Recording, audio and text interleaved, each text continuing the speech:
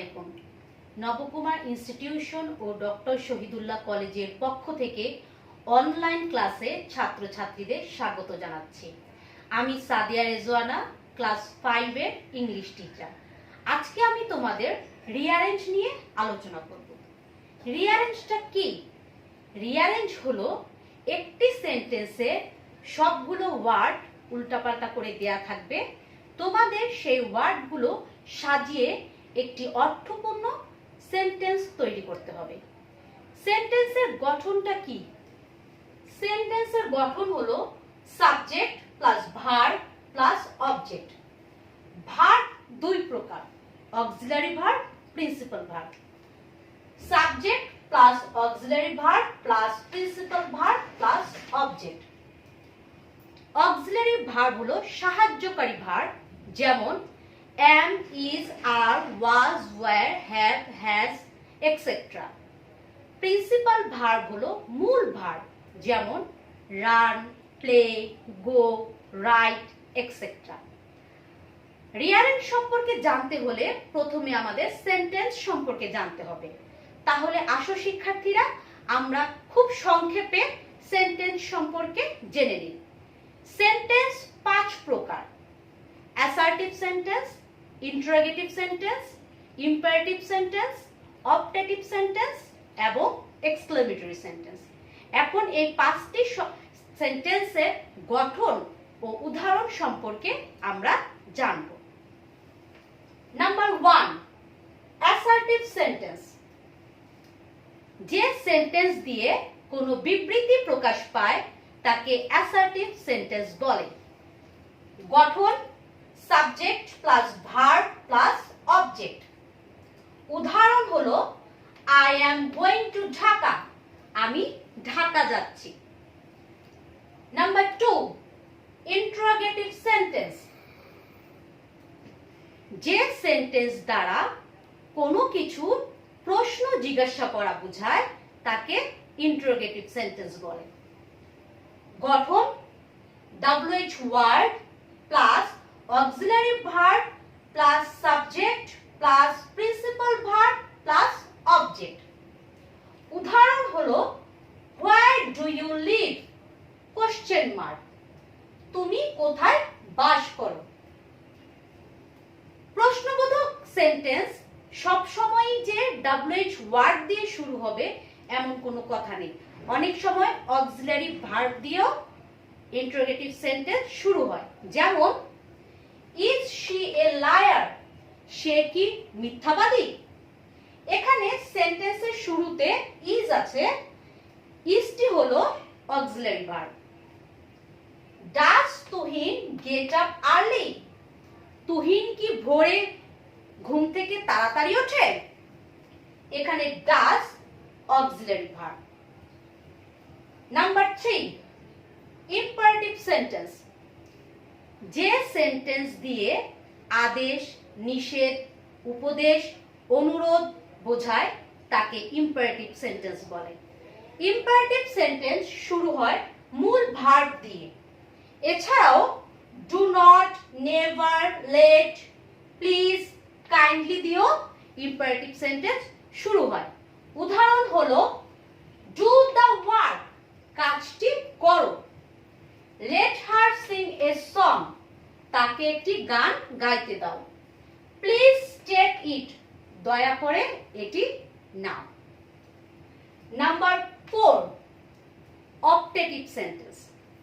যে সেন্টেন্স বক্তার মনের ইচ্ছা, প্রার্থনা, আশীর্বাদ প্রকাশ করে তাকে অপটেটিভ সেন্টেন্স বলে। অপটেটিভ সেন্টেন্সের গঠন may plus subject plus verb plus object. Optative সেন্টেন্সটি সবসময় মে দিয়ে শুরু হয়। উদাহরণ may you shine in future, তুমি ভবিষ্যতে উন্নতি করো। Number 5, exclamatory sentence. যে সেন্টেন্স দিয়ে বক্তার মনের আবেগ, আনন্দ, দুঃখ প্রকাশ পায় তাকে এক্সক্লেমেটরি সেন্টেন্স বলে। এক্সক্লেমেটরি সেন্টেন্সের গঠন হলো how plus adjective plus subject plus verb exclamatory mark. আরেকটা গঠন আছে what plus a or an plus adjective plus noun plus subject exclamatory mark. উদাহরণ হলো how clever the girl is, বালিকাটি কতই না চতুর। হোয়াট এ গুড লাক, কি সৌভাগ্য। তাহলে শিক্ষার্থীরা আমরা এখন এই 5টি সেন্টেন্স সম্পর্কে জানলাম, তাদের গঠন সম্পর্কে জানলাম। তাহলে এটা আমাদের রিঅ্যারেঞ্জ করতে সাহায্য করবে। রিঅ্যারেঞ্জ করতে হলে আরেকটি বিষয় খেয়াল রাখতে হয় যে প্রথমে আমরা ওয়ার্ডগুলোর মিনিং জানতে চেষ্টা করব বা বোঝার চেষ্টা করব, তারপর ওয়ার্ডগুলো আমরা সাজিয়ে একটি অর্থপূর্ণ সেন্টেন্স তৈরি করব। তাহলে শিক্ষার্থীরা আসো আমরা কিছু রিঅ্যারেঞ্জ প্র্যাকটিস করি। আমরা এখন রিঅ্যারেঞ্জ গুলো প্র্যাকটিস করব, ঠিক আছে? Number 1, walking, are, they, garden, the, in. এই ওয়ার্ডগুলো দেয়া আছে, এখন আমাদের এগুলো সাজিয়ে একটি অর্থপূর্ণ সেন্টেন্স তৈরি করতে হবে। ওয়াকিং কাজ করছে, দে তারা, গার্ডেন বাগানে। তাহলে আমরা ওয়ার্ডগুলো পড়ে কি বুঝলাম? যে তারা বাগানে কাজ করছে। তাহলে সেন্টেন্সটি কি হতে পারে শিক্ষার্থীরা? সেন্টেন্সটি অ্যাসার্টিভ সেন্টেন্স। অ্যাসার্টিভ সেন্টেন্সের গঠন অনুযায়ী যদি আমরা সাজাই তাহলে subject they, auxiliary verb are, principal verb walking, object in the garden. তাহলে কি হলো? They are walking in the garden. Number 2, does, where, live, he। কোথায় বাস করে? হি, সে। তাহলে কি বোঝাচ্ছে ওয়ার্ডগুলো? যে সে কোথায় বাস করে। where দেখে আমরা ইতিমধ্যে বুঝে গেছি যে এটা একটি ইন্টারোগেটিভ সেন্টেন্স হবে, ঠিক আছে? ইন্টারোগেটিভ সেন্টেন্সের গঠন অনুযায়ী যদি আমরা সাজাই তাহলে WH word, where, auxiliary verb, does, subject, he, তারপর principal verb, live। Where does he live? Question mark, সে কোথায় বাস করে। Number 3, every day you do go school to। প্রত্যেকদিন তুমি যাও বিদ্যালয়। প্রত্যেকদিন তুমি যাও বিদ্যালয়। এই ওয়ার্ডগুলোতে সাবজেক্ট হলো ইউ, ভার্ব হলো দুটি আছে, ডু এবং গো। যেহেতু ইউর সাথে ডু এবং গো দুটি ভার্ব একসাথে যায় না, তাহলে এই সেন্টেন্সটি হবে কি? বলো তো শিক্ষার্থীরা, এই সেন্টেন্সটি কি হবে? এই সেন্টেন্সটি ইন্টারোগেটিভ সেন্টেন্স হবে। আমরা এই ডু অক্সিলারি ভার্বটাকে প্রথমে নিয়ে আসব। ডু, তারপর subject you, go to school everyday. তাহলে কি হবে সাজালে? Do you go to school everyday? তুমি কি প্রত্যেকদিন স্কুলে যাও? Question mark. Number 4, help, your, care, of, take. স্বাস্থ্য তোমার, যত্ন নিও। তাহলে এখানে কি বলছে ওয়ার্ডগুলো মিনিং কি বলছে? যে তোমার স্বাস্থ্যের যত্ন নিও। তাহলে এখানে সেন্টেন্সটিতে উপদেশ দেয়া হচ্ছে। যদি কোনো সেন্টেন্সে উপদেশ দেয়া হয় তাহলে সেন্টেন্সটি কি হবে শিক্ষার্থীরা? তাহলে সেন্টেন্সটি হবে ইম্পারেটিভ সেন্টেন্স। ইম্পারেটিভ সেন্টেন্সের গঠন অনুযায়ী যদি আমরা সাজাই তাহলে ইম্পারেটিভ সেন্টেন্স কিভাবে শুরু হয় আমরা ইতিমধ্যে পড়েছি। ইম্পারেটিভ সেন্টেন্স মূল ভার্ব দিয়ে শুরু হয়। Take care of your health, ঠিক আছে? Number 5, famous, a, Kazi, is, Nazrul, poet, Islam. বিখ্যাত একজন, কাজী হয়, নজরুল কবি, ইসলাম। তাহলে এই ওয়ার্ডগুলো পড়ে আমরা এভাবেই বুঝতে পারছি যে এখানে কাজী নজরুল ইসলামের সম্পর্কে বলা হচ্ছে, আর বলা হচ্ছে যে কাজী নজরুল ইসলাম একজন বিখ্যাত কি কবি। এটা একটি assertive sentence. Subject Kazi Nazrul Islam, verb is object a famous poet. Kazi Nazrul Islam is a famous poet, full stop. Kazi Nazrul Islam একজন বিখ্যাত কবি, এটি একটি assertive sentence. Number 6, now what time is the, এখন কি সময় হয়। এখানে ওয়ার্ডগুলো বোঝাচ্ছে যে এখন কি সময় হয়, আমরা এই মিনিং করে এটাই বুঝলাম। তাহলে হোয়াট দেখে আমরা ইতিমধ্যে বুঝে গিয়েছি যে এটা একটা ইন্টারোগেটিভ সেন্টেন্স হবে, ঠিক আছে। ইন্টারোগেটিভ সেন্টেন্সের গঠন অনুযায়ী আমরা যদি সাজাতে চাই তাহলে WH ওয়ার্ড হোয়াট, তারপর ভার্ব ইজ, তারপর সাবজেক্ট দ্য টাইম, তারপর object now. What is the time now, এখন সময় কি হয়েছে, question mark. Number 7, wonderful scenery is how the, চমৎকার দৃশ্য হয় কিভাবে। এখানে হাউ দেখে তোমরা শিক্ষার্থীরা মনে করতে পারো যে এটা একটি ইন্টারোগেটিভ সেন্টেন্স।